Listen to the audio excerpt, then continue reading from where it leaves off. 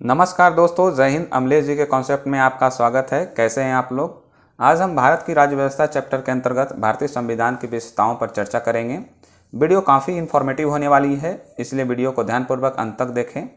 Topic start करने से पहले आप लोग से रिक्वेस्ट है, चैनल को सब्सक्राइब कर लें और वीडियो अच्छी लगे तो लाइक और शेयर करना ना भूलें। तो आइए आज का टॉपिक स्टार्ट करते हैं।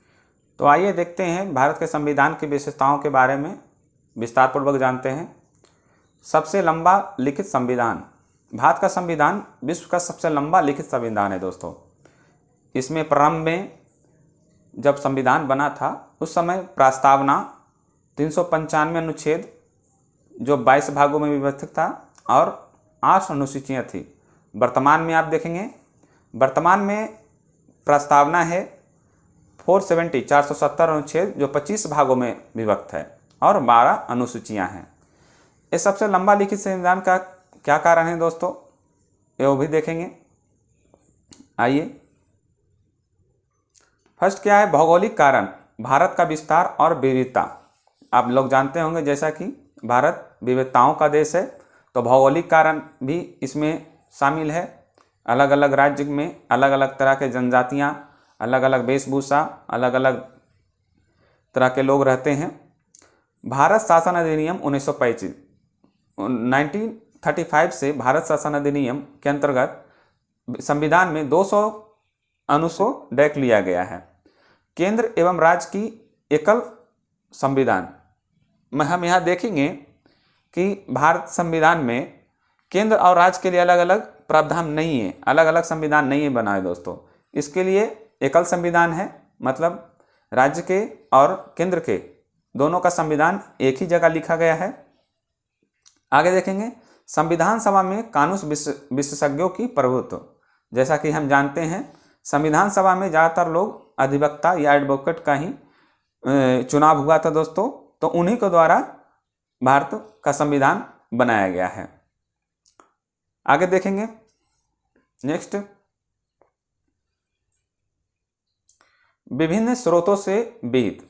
मतलब इसका मतलब ये हुआ कि भारत का संविधान बहुत सारे जगहों से, बहुत सारे देशों से लिया गया है। देखेंगे इसमें क्या क्या पॉइंट है। संविधान का दार्शनिक भाग। संविधान का दार्शनिक भाग क्या है दोस्तों, मौलिक अधिकार और राज्य के नीति निर्देशक तत्व। मतलब भारतीय संविधान में मौलिक अधिकार दिए गए हैं किनको, भारत के नागरिक को, और राज्य के नीति निर्देशक तत्व मतलब राज्य के नागरिक या फिर देश के नागरिकों के लिए उनके अनुसार उनके कल्याण के लिए अलग अलग समयों पे कानून को बनाना।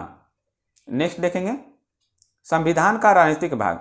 संविधान का राजनीतिक भाग क्या है, कैबिनेट सरकार का सिद्धांत है तथा कार्यपालिका और विधायिका। कैबिनेट सरकार का सिद्धांत कहाँ से लिया गया दोस्तों, ब्रिटेन से, और यह कार्यपालिका और विधायिका भी हमारे संविधान के अंतर्गत है। संविधान का अन्य प्रावधान विभिन्न देशों से लिया गया है। जैसा कि हम जानते हैं संविधान को बनाने के लिए लगभग 60 देशों के संविधान को अध्ययन किया गया था। उसके बाद हमारे भारत देश का संविधान को बनाया गया था दोस्तों।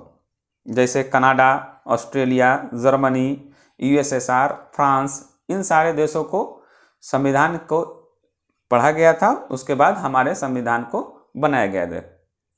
आगे देखते हैं नेक्स्ट। आइए,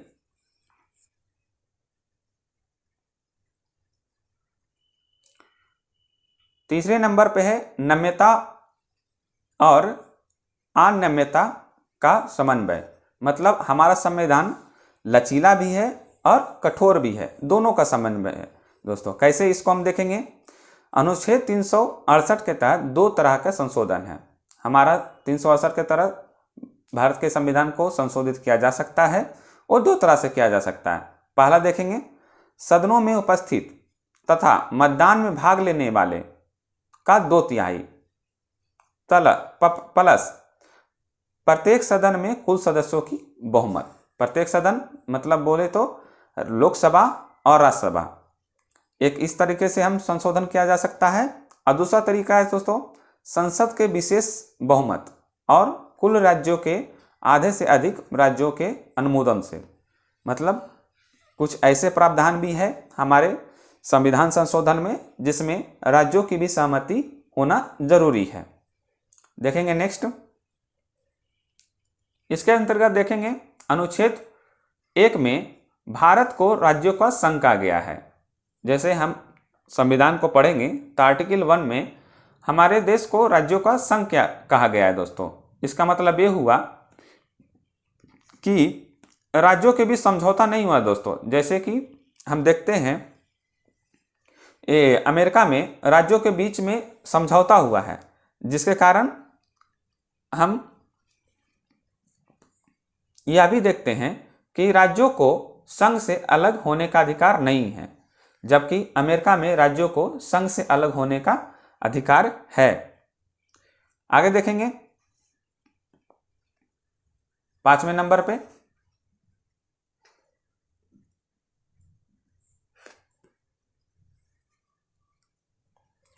सरकार का संसदीय स्वरूप या सरकार का संसदीय रूप। इसकी विशेषताएं क्या है दोस्तों? वास्तविक व नाम मात्र के कार्यपालकों का उपस्थिति, बहुमत वाले दल की सत्ता। मतलब सरकार का संसदीय स्वरूप का मतलब यह हुआ कि भारतीय संविधान के अंतर्गत जिसका बहुमत होता है वही केंद्र या राज्य में सरकार का गठित करता है।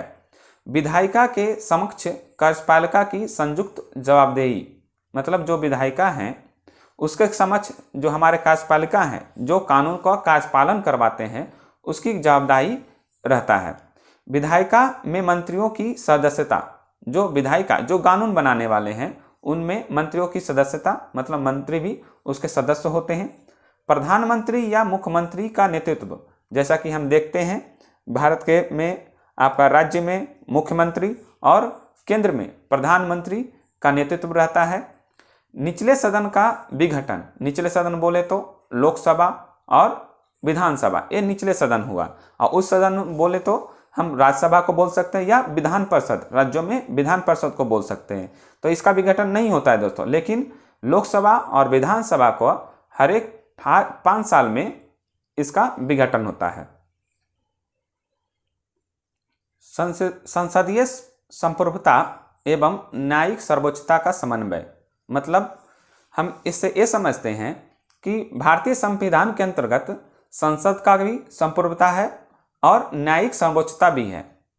जैसे कि अमेरिकी संविधान में विधि के नियत प्रक्रिया है, अमेरिकी संविधान में विधि के नियत प्रक्रिया का प्रावधान है, परंतु भारतीय संविधान में विधि द्वारा स्थापित प्रक्रिया है। मतलब विधि द्वारा स्थापित प्रक्रिया हमारे भारतीय संविधान में मिलता है।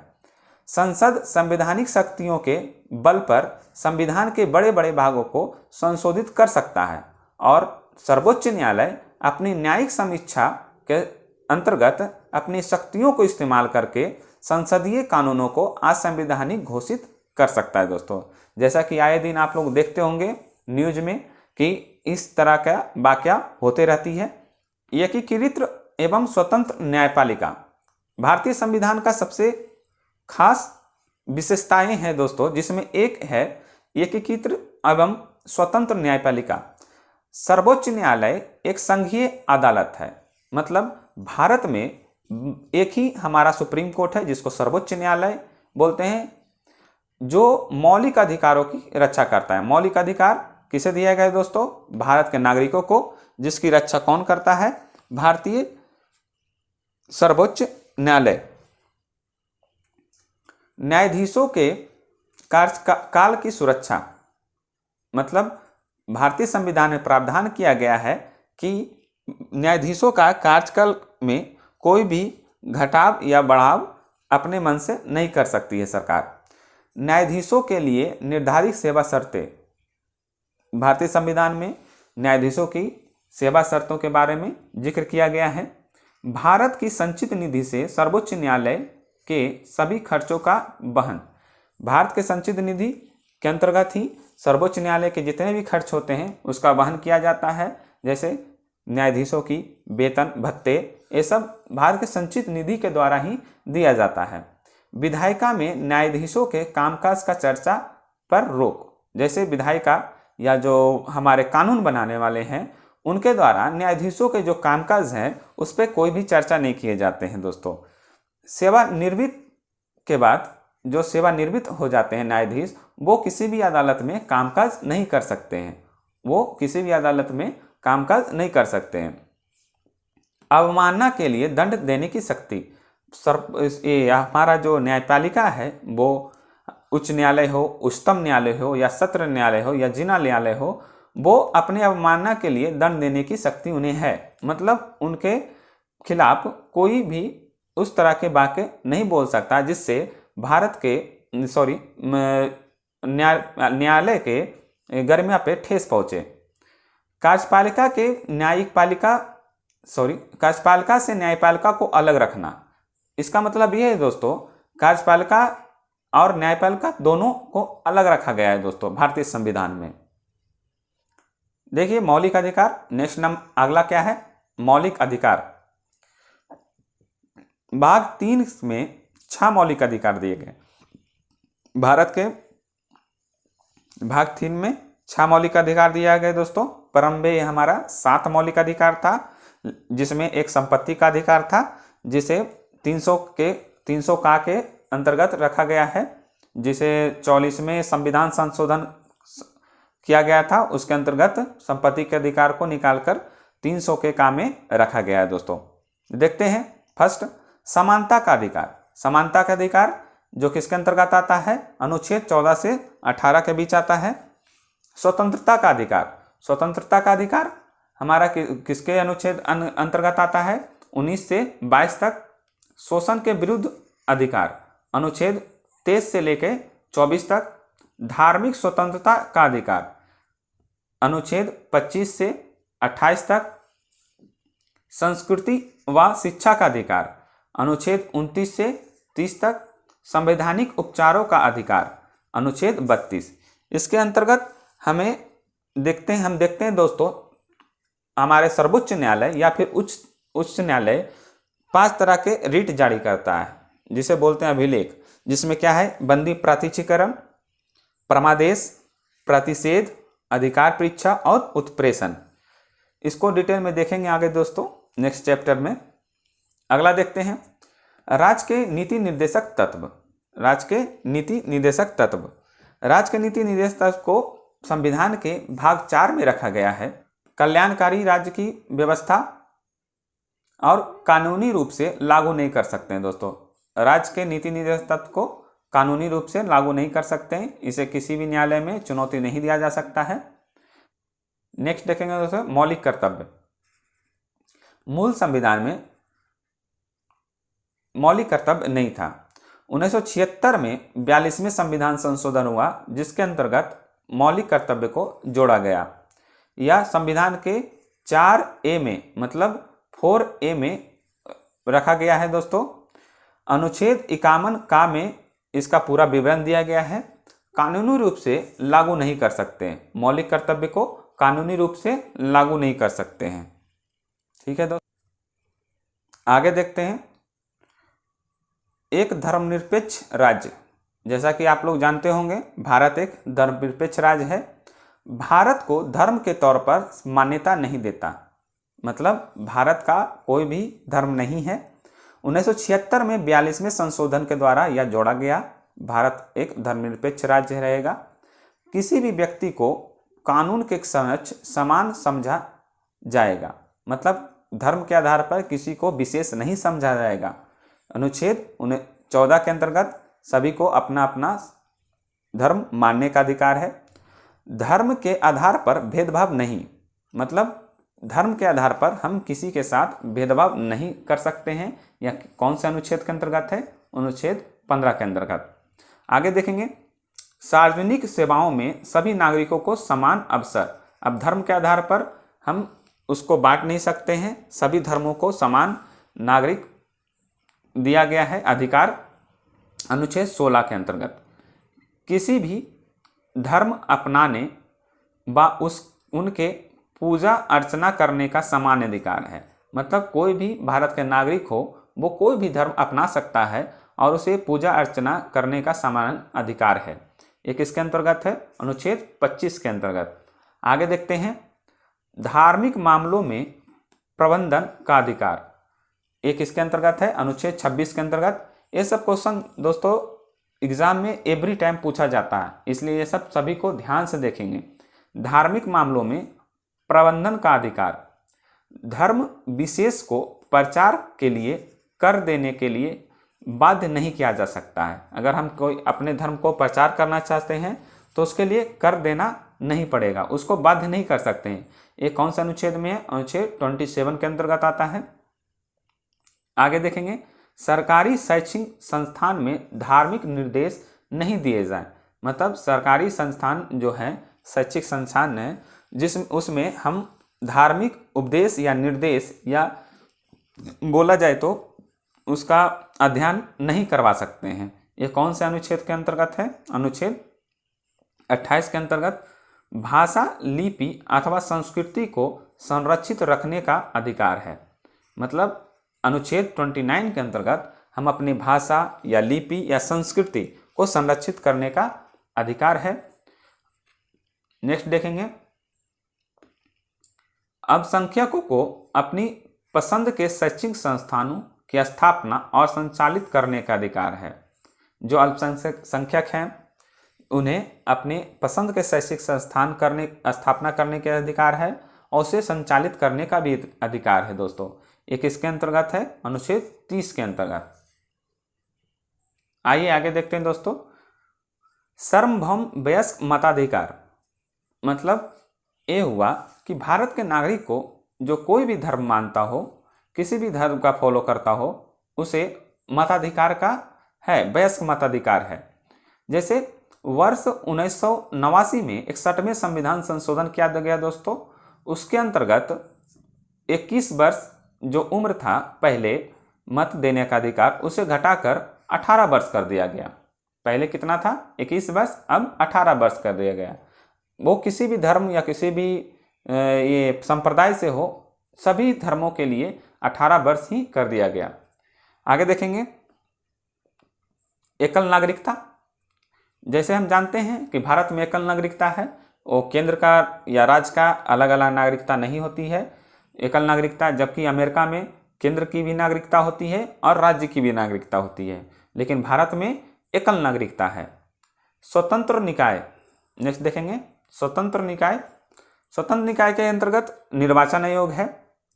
फर्स्ट देखते हैं निर्वाचन आयोग। इसमें एक मुख्य न्यायाधीश होते हैं, एक मुख्य निर्वाचन आयुक्त होते हैं और 2